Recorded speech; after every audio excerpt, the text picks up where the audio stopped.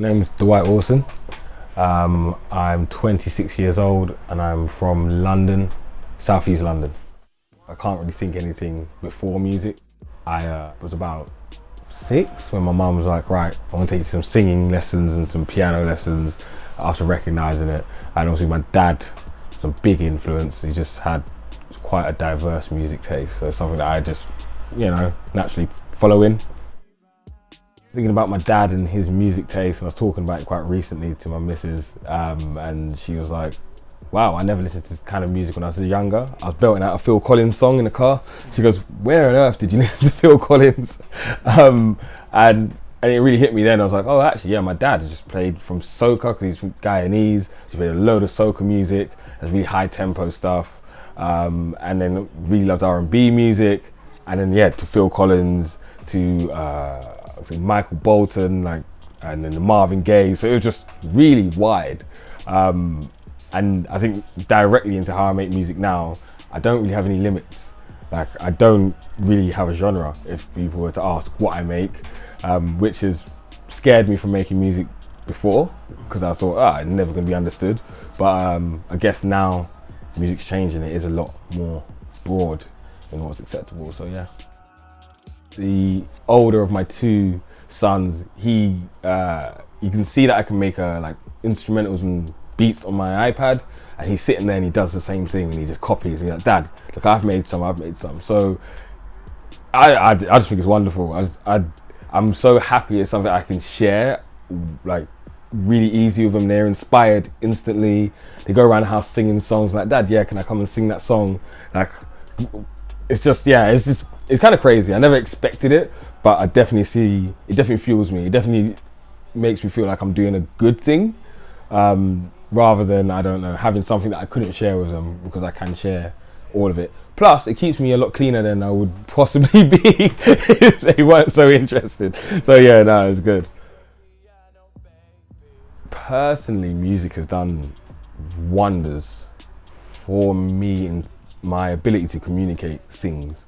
When I started making music seriously in August last year, I had a young broken family and I wasn't with my partner, and I think I had held a lot of guilt about it.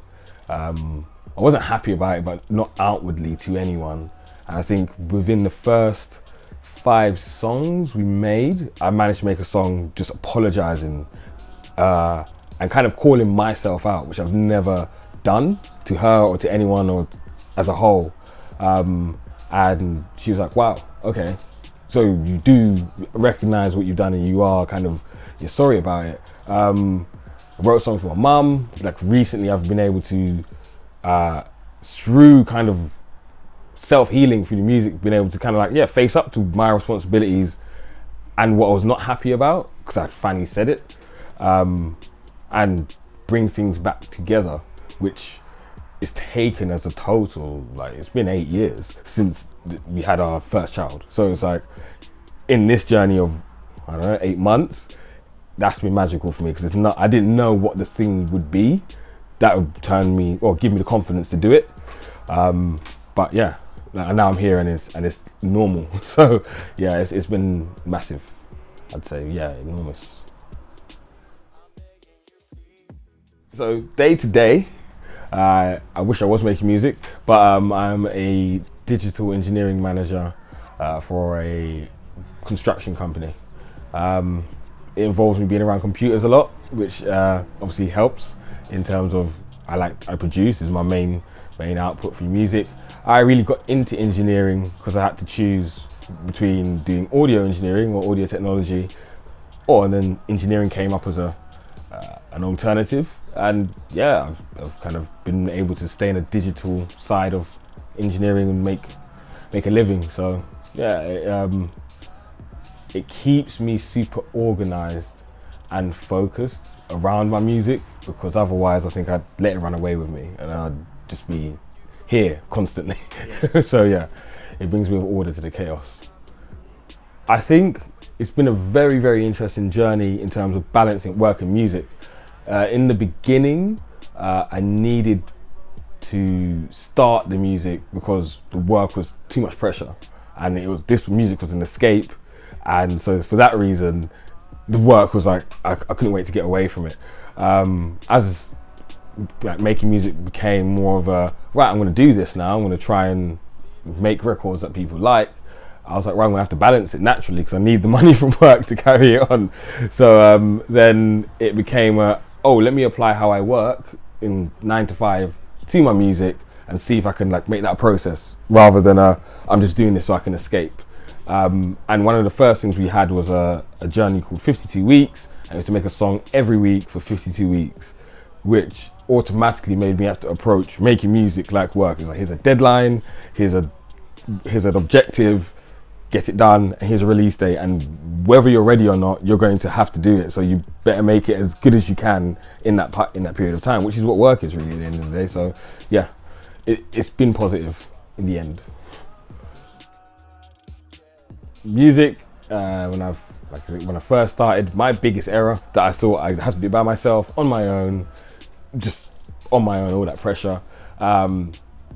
August last year, I met Emmanuel last year in May time, and in August he'd come to my house and made some music, so I had like all the gear and no idea, typically. And then he came round, and just seen him work, and I was like, wait, like, he said to me, to be, you could do this if you had a team of people, like if you had a group of people, you could actually go and make music as a thing. And I think it stuck with me, and then one day I was like, look, come, let's make music, let us just make music, give it a name, see where it goes, because at least I know I've got someone kicking me up the arse as well when I'm like, I can't be bothered. And I could not imagine making music on my own now. Like, I don't think it's for me. Maybe that's why I didn't do it for so long, because I was trying to do it on my own. But as soon as got Emmanuel now, we also have another member of our collective called Ethan.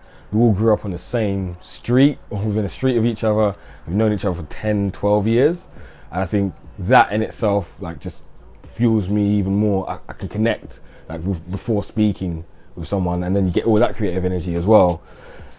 Kind of the possibilities are exponential rather than relying on myself, which is, didn't get me far previously. My favorite collaboration we've done, it's not released yet, it's to be released. It'll be Bushy's first single that he releases, and it's a record called Shooting Stars. The record itself started on a phone, which is one of the processes that we quite like. So both of the other members of the group produce on their phones, and they make like sort of reference songs that we come to studio, we export out onto the computer, and we start to develop it some more. And I remember it was a Thursday, because I have this meeting on a Thursday. It's really annoying. And I got this through from Bushy, because I think I've made something really good. And I heard it, and the lyrics in it are something like, we could be shooting stars, Milky Way, chocolate bars, and he just keeps referencing the galaxy with different types of chocolates, because they're all based on the galaxy. And I was like, this is really good. Like, I really like this. And then he came to the studio, and we started going through it, and then he sung the chorus, which was like, how could I let you go when I believe we could be shooting stars? So the chorus fed back into, it's just really well written. I was like, where did this come from? This is amazing.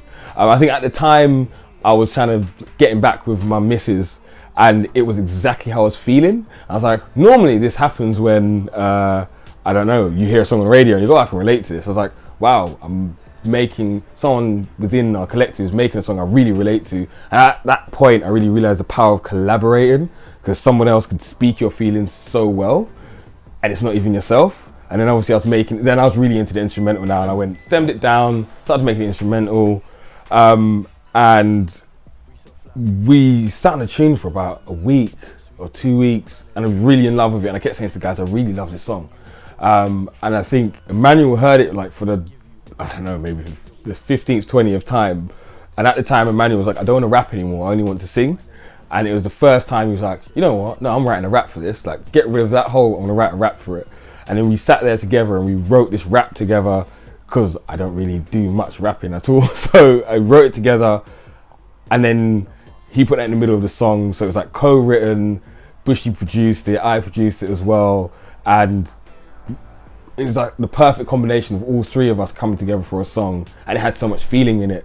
And like, I'm so excited for when it actually comes out, just because I know like it's where we all fused, and we've all kind of helped each other with songs, etc. But there's nothing that's more all of us than that. So yeah, it was a landmark moment. I think shortly after that, then we said, look, hey, let's make a label together. Like, it really kicked on us working as a three, and let's show that we can. So yeah, that's cool.